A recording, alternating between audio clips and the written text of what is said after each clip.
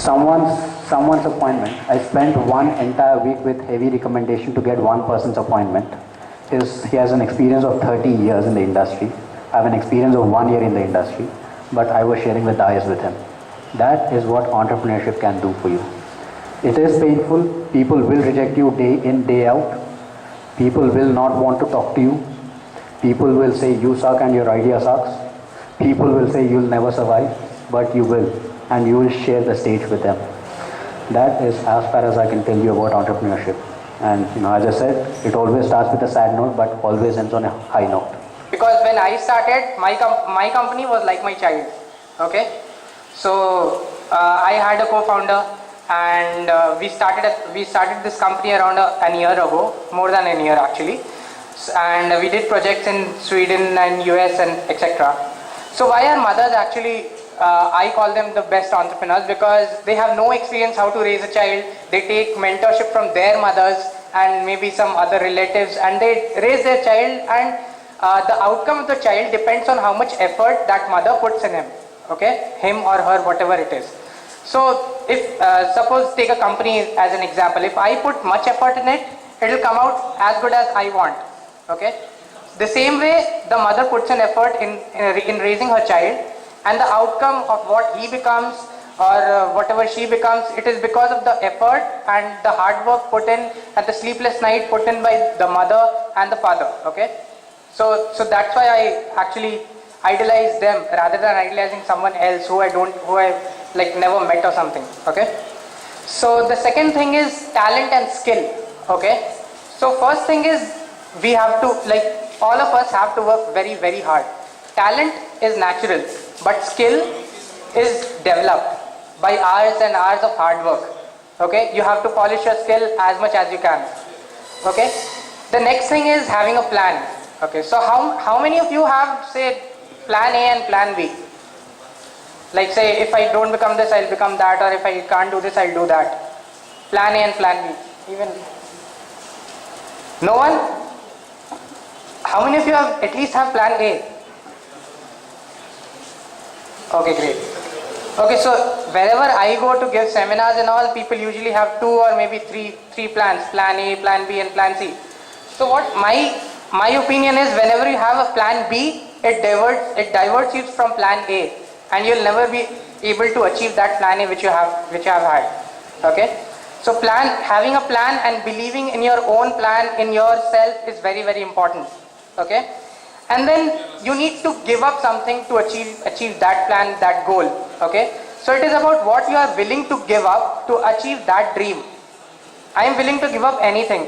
I am willing to give up my graduation. I am willing to give up my life for my company. I can do anything. Okay, but some people are not want sleep more than they want to success in their life. Okay, and I've met some people like that. So, and also get rewards from your pain. It's not like I put pain and all and I come here and say I've started a company but I've not done it for money. It will be like Salman Khan saying I'm still a virgin. Okay, it is like that. So whatever pain you have put in your work, get a reward from that. It can be money, it can be fame, it can be anything. Okay, then make a choice in life. Okay, like what you want, and be very specific. Like if you want a car, you should be able to tell which company, which color, which interior, what kind of car it is. If you want a house, what interiors you want and what kind of house it is. Okay, so be very specific about your plan. Like if I want to start a company, okay, a company should be like this and I'll achieve this much turnover in a span of 5 years, 3 years, say 10 years or something, and go by your plan. Okay, and lastly, I'll keep it very short and simple. Okay, so lastly, I want to tell like entrepreneurs actually, there are 3 qualities. There should be 3 qualities in entrepreneur. Okay, the first thing, he should be a great storyteller. Okay, he should be able to sell his ideas. Okay, many people say that ideas are not sellable, but ideas are sellable. I've sold an idea for $20,000. Okay, so it is sellable. Ideas are sellable. Okay, the Wright brothers, who thought there will be something which can be flown over the air and people can be transported from here to there, right? So that is flimsy. But if that can be true, your idea can also be true, right?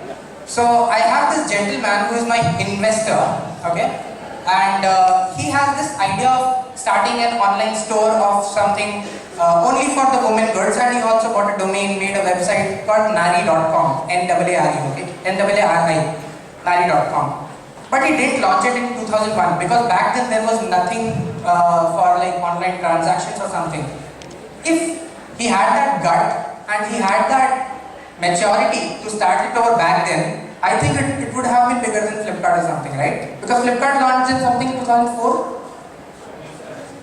2008 or something. Okay, whenever it started much later, okay? So that kind of gut, that kind of feeling you should develop, okay? Now lastly, I'll tell you that one thing which I left out, what should be there in every entrepreneur, okay? Can anyone tell me what is this? Anyone? Sorry? Okay. What would you do if you see a glass like this? Apart from half empty and half full. Who said that? Correct. So that thing should be there in you. You should be an opportunist, okay? Whenever you see an opportunity, just grab it.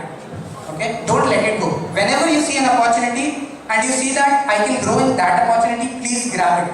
Don't let any opportunity go away from you, okay? So that is my feeling and what I learned from some of the most eminent and prominent mentors like Mukul Mohan, who is running Microsoft Ventures now. Okay, so he told me this thing at the SAP Techniversity Bangalore, okay? So he told me these things and I'm sharing it with you now, okay? But even in Guntur, most of the engineering colleges don't have any e-sales, they don't have any knowledge about what is a startup and what is a company, what is the difference. Even we came to know in the last 2 years that what is the startup.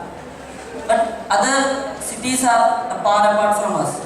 So why can't you create a platform for everyone to grow themselves? You can go to their colleges, you can campaign. That will be another startup, I think.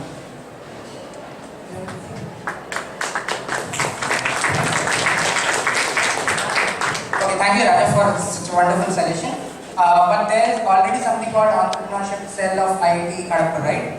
So they are doing the awareness drive from past 5 years, I think, and they are trying to do that same thing which you told, like making people aware of what is entrepreneurship, what is startup, and how to do it actually. Okay, many people think that they have to do a 100 million investment, or say not 100 million, say a 1 lakh investment to start their company. I did zero investment. Okay, zero investment. Okay, you don't need any investment to do your startup. If you are doing a startup over some embedded systems or robotics, then the thing is different. You need the equipment and all. If you are doing something in IT, I think everyone owns a laptop or a computer at least. They have the skills themselves. They have an internet connection. Make it yourself. Why do you need an AC office or something like that, right? So you can do it yourself until you believe in your plan. Okay, that is the main important thing.